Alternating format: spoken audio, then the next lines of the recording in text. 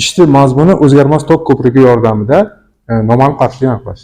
Oldin nazariy ma'lumotda shunday narsani tushunamiz. Qarshilik deganda nimani tushunamiz? Nima uchun kerak bu? Mana bu ishlaydigan hamma qurilmalar bor. Shular hammasi iste'molchilar deyiladi. Iste'molchilar. Iste'molchi desak ham bo'ladi. Lekin bizlar uni noma'lum qarshiliklar deymiz. Endi o'sha qarshilikni qiymatini aniqlash maqsad. Bu ish juda ham katta qarshilikdan aniqlanmaydi.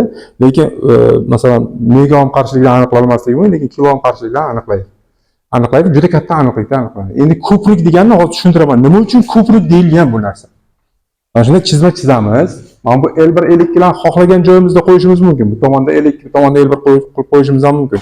Mana bu keltirib chiqargan tenglamamda bu ikkovi teskari ham bo'lib qolishi mumkin, lekin chizmadan kelib chiqib shunday keltirib chiqargan. Xo'p, mana bu chizma, mana bu reaxort deyiladi. Mana shu narsa reaxort mana. Mana shu reaxort, ustida qarasiz, simi bor, chizig'ich. Xo'p, u ma'lum qarshilikka ega. Mana bu tok manbai mana. Mana tok manbai bu yerda mana. Mana ko'rinib turibdi. Tok manbaida musbat qutbidan mana tokni chiqaramiz. Mana shu A nuqta, mana shu nuqta mana. A nuqta, mana shu nuqta. Cheri keladi tok. Bu yerdan kelgandan ikkiga bo'linadi. Qarang, bir qismi reaxort orqali, bir qismi qarshilik orqali. Mana shu qo'yayotgan qarshiligimiz noma'lum qarshilik. Biz shuni aniqlashimiz kerak. Tushundingmi? Undan chiqadi, mana bu galvanometr, mana bu galvanometr mana. Mana bu yerda turibdi. Galvanometr shunisi bilan qiziqki, juda ham sezgir asbob. Tokni yo'nalishini ham ko'rsatadi. Qaysi tomonga oqayotganini ham ko'rsatadi va juda sezgir. Ozgina tokni ham ko'rsatadi. Bundan chiqib reaxortga keladi. Mana bunisidan yana bitta chiqib ma'lum qarshilikka keladi. Bu C nuqta. Endi qarang, tok chiqqandan keyin mana bu yerga ikkiga bo'linyapti-ku mana shu yerda. Ikkiga bo'linganda, masalan, qancha ariqdan suv kelyapti desa ikkiga bo'linishi mumkin-ku. Ikkiga bo'linganda qanday nisbatda bo'lingani noma'lum, lekin ikkiga bo'lingani aniq. Bittasida ko'proq ketishi mumkin, bittasida kamroq ketishi mumkin. Xuddi shunday qarang, mana ikki tok mana. Mana shu I1 tok mana bu. I1 tok mana. I2 tok mana bu. Mana shu yerga yozib qo'yaylik, I2 deb ko'rinib tursin. Mana bu ham I1. Bu I2. Tushunarlimi? Ana endi mana bu ikkita nuqtani phi B, phi A qarshilik bilan ko'ryapsiz. Phi B mana potensial. Shunga nisbati mana Rx qarshilikka nisbati mana shu yerdan o'tayotgan tok kuchiga teng. Bu ketma-ket ulanganligi uchun mana bu qismidagi kuchlanishda ham R qarshilikka nisbati yana mana shu tok kuchiga teng bo'ladi. Mana davomi. Endi ikkinchi qismi, tokning bir qismi bu tomondan ketyapti. Aytaylik, bittasi ariq chuqurroq, ikkinchisi balandroq. Chuqurroqdan ko'proq ketsa, balandroqdan kamroq ketadi. Shundaymi? Xuddi shunday bunisidan ko'proq bo'lishi mumkin, kamroq bo'lishi mumkin, lekin har xil nisbat bo'lishi mumkin. Lekin yig'indisi ikki tokka teng. Xo'p, mana bu endi bu qarshilikdan o'tyapti. Mana bu ikkita nuqtaning potensiali mana shu R mana shu sim ham qarshilikka ega. O'shanga nisbati mana shu yerdan o'tayotgan tok kuchiga teng. Bundan o'tayotgan tok kuchi mana bu qismdagi ham teng. Mana qarang. Mana shuni tenglashtirib qo'yibman. Endi qarang, mana birinchi ifodani I1 ki ikkovini chap tomoni teng bo'lsa, demak o'ng tomoni ham teng bo'ladi. Xuddi shunday ham buni ham chap tomoni teng bo'lsa, o'ng tomoni ham teng bo'ladi. Shuni tenglashtirsak, mana bu ifoda kelib chiqadi. Mana bu ikkovini tenglashtirsak bu kelib chiqadi, bu ikkalasini tenglashtirsak bu kelib chiqadi. Ya'ni birinchi ifodalarni chap tomonlarini tenglashtirsak 1 shtrix, ikkinchi ifodalarni chap tomonlarini tenglashtirsak 2 shtrix kelib chiqadi. Tushunarlimi? Endi o'sha tenglamalar mana bunday ko'rinishda yozib olamiz. Bunday nisbatda yozib olamiz. Mana buni bu yoqqa ko'taramiz, buni bu yoqqa chiqaramiz, buni bu yoqqa ko'tarib olamiz. Ko'tarib olsak mana bunday ko'rinishga keladi. Ana endi qarang, mana bu ikkita ko'prik deganning ma'nosi mana shu yerdan kelib chiqadi. Mana shu ikkita nuqtani potensiali teng bo'lsa, shu yerdan tok o'tmaydi. Ya'ni suv misolida tushuntirsak, ikkita ariqdan kelayotgan suvning balandligi bir xil bo'lsa, ikkala o'rtasini qo'shsangiz, bittasidan ikkinchisiga o'tmaydi. Qachonki bittasi past bo'lsa, past tomonga qarab oqib ketadi. Xuddi shunday, endi mana shu ikkita nuqtaning potensiali teng bo'ladigan bo'lsa, demak, mana galvanometr 0 ni ko'rsatadi. Tushundingmi? Agar mana o'sha nuqtani 0 bo'ladigan nuqtani mana buni siljuvchi kontakt bu, mana siljuvchi kontakt mana. Mana siljuvchi kontakt, mana shuni siljitib, o'sha nuqtani topib olamiz. Tushundingmi? O'sha nuqta, o'sha ya'ni galvanometr 0 ni ko'rsatadigan nuqtani topib olamiz. Endi tenglamani yana davom ettiradigan bo'lsak, mana bularni chap mana shu shartga asosan, mana ikkita nuqtaning potensiali teng bo'lsa, demak ko'prik degani shu o'zi. Teng bo'lsa, demak, mana bularning o'ng tomonlari teng bo'ladi va mana bunday ko'rinishga qoladi tenglama. Mana bu 3 tenglama keladi. 3 tenglamani mana 3 shtrix ko'rinishda yozish mumkin. Ko'rinishini o'zgartirib. Endi qarang. Mana bu R1 R2 qarshilik, yana mana bu simlarning qarshiliklari bizga noma'lum, yo'q. Lekin uni uzunligi ma'lum. Solishtirma qarshiligi ham yo'q, biz bilmaymiz-da. Lekin mana bunday ko'rinishda yozib olsak, qarshiliklarini o'shani, keyin mana bular qisqarib ketadi. Chunki bu ikkita nuqtani uzunligi har xil bo'lgani bilan solishtirma qarshilik, ya'ni bir xil moddadan tayyorlangan. Ko'ndalang kesim yuzasi ham bir xil. Shuning uchun mana bular qisqarib ketadi-da, mana bunday ko'rinishga kelib qoladi.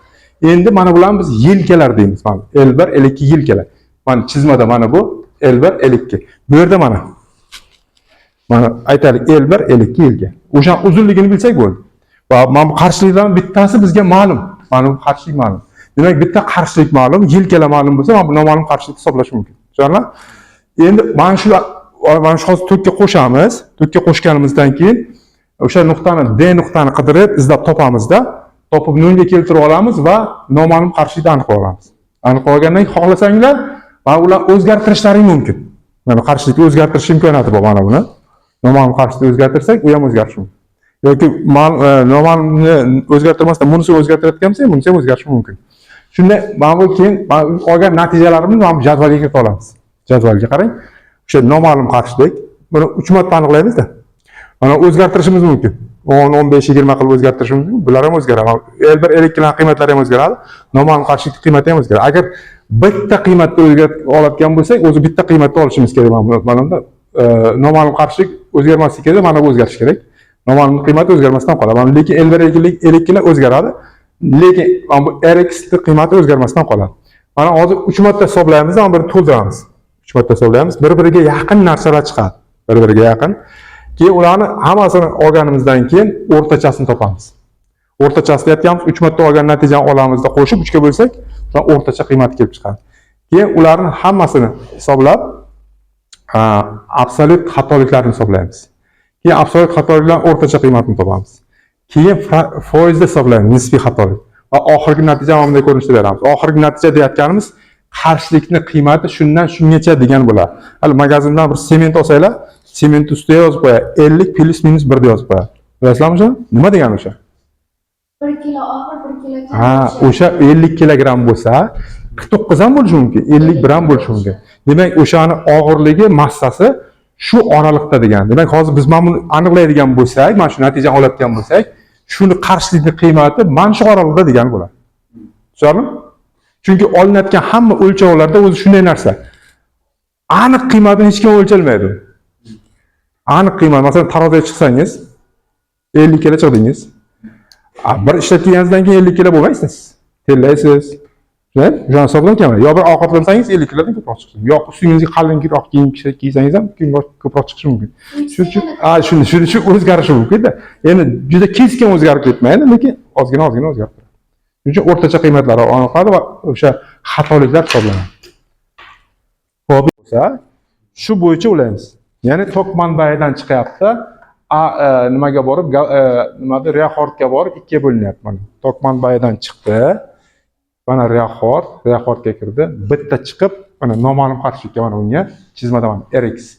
Mana shu Rx ga keldi mana. Bundan chiqib, qarang, bitta galvanometrga keldi. Galvanometrdan chiqib mana kontaktga bordi. Mana shu nimadan chiqib yana bittasi mana bu qarshilikka keldi mana bunga. Bu ma'lum qarshilik. Bu ma'lum. Mana unisi noma'lum. Biz buni topishimiz kerak.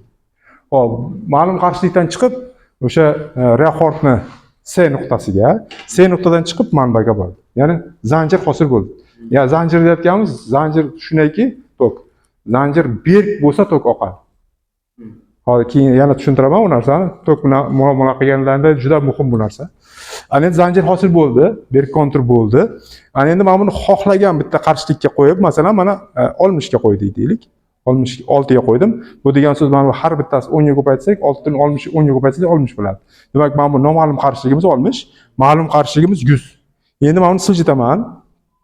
0 ga keltiraman. Mana qarang. Siljib ana 0 ga keldi. Men bu tomon L1, bu tomon L2. L1 mana ko'rinib turibdi. Xo'p. 1dan 40 gacha. 42 la bormi deyman-da. Mana shu yerda-da. 41. Mana shuni tagida 42 turibdi. Bu 42 bo'lsa, demak bu tomon 58 bo'ladi. 100 dan 42 narsangiz 58 qoladi. Demak L1 42, bu 58, buni o'rniga qo'yasiz 60. 60 ni hozir hisoblaymiz.